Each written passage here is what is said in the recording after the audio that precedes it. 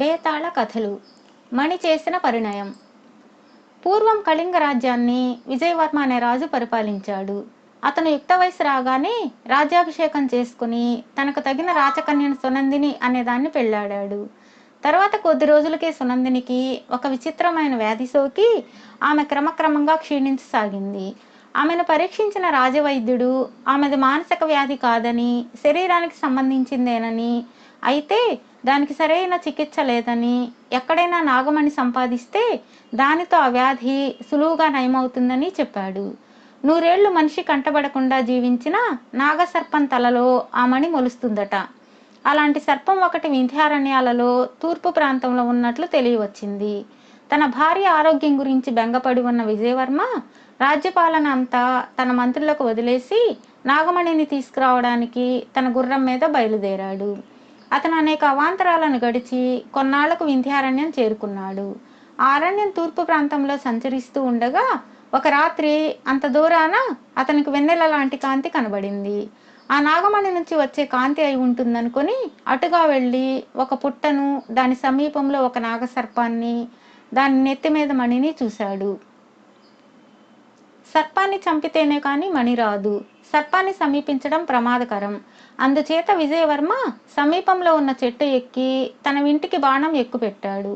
కానీ అతను ఆ బాణాన్ని వదలలేదు. మొదటి బాణంతో అది చావకపోతే ఆ సర్పం తనకు అందకుండా పారిపోవచ్చు, లేదా అక్కడ ఉన్న పుట్టలోనో గుబురు చెట్ల చాటునో దాగి ఉండి తన చెట్టు దిగగానే అది తనను చంపవచ్చు. అది పడగ విప్పితేనే కానీ అతనికి గురి కుదరదు. అందుచేత విజయవర్మ తాను ఎక్కుపెట్టిన బాణంతో పాముకు ఎగువగా ఉన్న చిన్న కొమ్మను కొట్టాడు. ఆ కొమ్మ మీద పడగానే పాము పడగ విప్పి బుసల కొట్టింది. మరుక్షణమే విజయవర్మ మరొక బాణంతో పాము పడగ రెండుగా చీలేలా కొట్టాడు. పాము చచ్చిపోయింది. విజయవర్మ చెట్టు దిగి వచ్చి పాము తల మీద ఉన్న మణిని తీసుకున్నాడు. కానీ అతను ఆ మణితో అరణ్యం గుండా వెళుతూ ఉండగా తెల్లవారే వేళకు మనుషుల కోలాహలం వినిపించింది. వాళ్ళు ఎవరో అడవి మనుషులు అయి ఉంటారని, వాళ్ళు తనకేసి వస్తున్నారని అనుకుని అతను నాగమణిని భద్రంగా దాపులనున్న ఒక పొదలో దాచాడు. మరికొద్ది క్షణాల కల్లా కొందరు అడవి జాతి వాళ్ళు వచ్చి అతన్ని చుట్టుముట్టేశారు. గత్యంతరం లేక అతను వాళ్లకు పట్టుబడిపోయాడు. వాళ్ళు అతని ఆయుధాలు లాక్కుని చేతులు కట్టేసి తమ పల్లెకు తీసుకుపోయారు. వాళ్ళ మాటలను బట్టి వాళ్ళు తనను తమ దేవతకు బలి ఇచ్చే ఉద్దేశంతో ఉన్నట్లు అతను గ్రహించాడు. ఆ ప్రాణాపాయం నుంచి ఎలా తప్పించుకోవాలా అన్న తీవ్రమైన సమస్య అతనికి పట్టుకున్నది. ఆటవికుల నాయకుడికి చిత్రలేఖ అనే ఒక కుమార్తె ఉన్నది. ఆమె చాలా అందంగా ఉంటుంది. ఆమె విజయవర్మను చూడగానే అతన్ని మోహించి తన తండ్రితో, ఆ రాజయువకుణ్ణి దేవతలకు బలి ఇవ్వడానికి వీల్లేదు, అతన్ని నేను పెళ్లాడదలిచాను, కాదంటే నన్ను కూడా దేవతలకు బలి ఇవ్వు అన్నది. నాగరికుడు దొరికితే దేవతకు బలి ఇవ్వడం మన జాతి నియమం కదా, ఆ నియమాన్ని ఎలా దాటడం?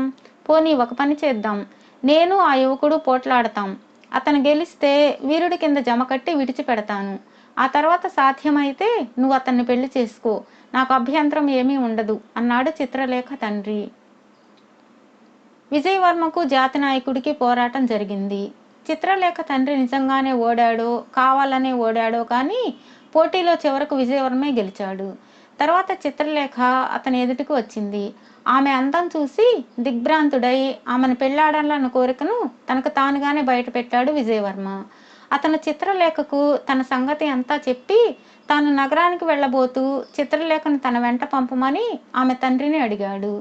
మేము ఎంతో కాలంగా నాగమణి కోసం ప్రయత్నిస్తున్నాం, అది నీకు దొరికిందట, దాన్ని నాకు ఇచ్చేసి చిత్రలేఖను నీ వెంట తీసుకుపో అన్నాడు ఆటవికుల నాయకుడు. చిత్రలేఖ కూడా నాగమణిని తన తండ్రికి ఇచ్చేస్తే తాను విజయవర్మ వెంట వచ్చేస్తానని చెప్పింది. విజయవర్మ కొంచెం తటపటాయించి చిత్రలేఖతో, నేను నాగమణిని ఇవ్వను, నువ్వు దానికోసమే నన్ను పెళ్లాడడానికి సిద్ధంగా ఉన్న పక్షంలో నీతో నాకు పని లేదు అంటూ చెరచెరా వెళ్ళిపోబోయాడు.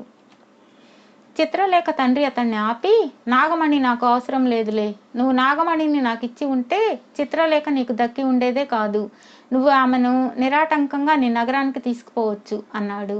విజయవర్మ నాగమణితో పాటు చిత్రలేఖను కూడా తీసుకుపోయి మణి సహాయంతో సునందిని ఆరోగ్యం బాగు చేయించుకొని 2 భార్యలతోనూ చాలా సుఖంగా జీవించాడు. బేతాళుడు ఈ కథ చెప్పి, రాజా, విజయవర్మ మణి ఇవ్వడానికి ఎందుకు నిరాకరించాడు? సునందిని పైన ఉన్నంత ప్రేమ చిత్రలేఖ మీద లేకపోవడం చేతన మొదట మణి ఇస్తే గాని తన కూతుర్ని విజయవర్మ వెంట పంపను అన్న అడవిజాతి నాయకుడు తన అభిప్రాయం మార్చుకోవడమే కాక విజయవర్మ మణిని ఇచ్చి ఉంటే చిత్రలేఖను కూడా పోగొట్టుకుని ఉండేవాడనడంలో అంతరార్థం ఏమిటి? ఈ అనుమానాలకు సమాధానం తెలిసి కూడా చెప్పకపోయావో నీ తల పగిలిపోతుంది అన్నాడు. దానికి విక్రమార్కుడు విజయవర్మ చిత్రలేఖ కోసం తాను పడిన శ్రమ అంతా వ్యర్థం చేసుకునేంత చపల చిత్తుడు కాడు. చిత్రలేఖ అందం చూసి మోహించినంత మాత్రాన అతను సునందిని క్షేమం మరిచిపోయేవాడు కాదు. పోతే చిత్రలేఖ తండ్రి ఆ విషయమే అతన్ని పరీక్షించాడు అనుకోవాలి. రెండో భార్య మీద మోజు కొద్దీ మొదటి భార్య పట్ల అలక్ష్యం చేసేవాడు రేపు మరొక భార్య కోసం చిత్రలేఖను వదలవచ్చు.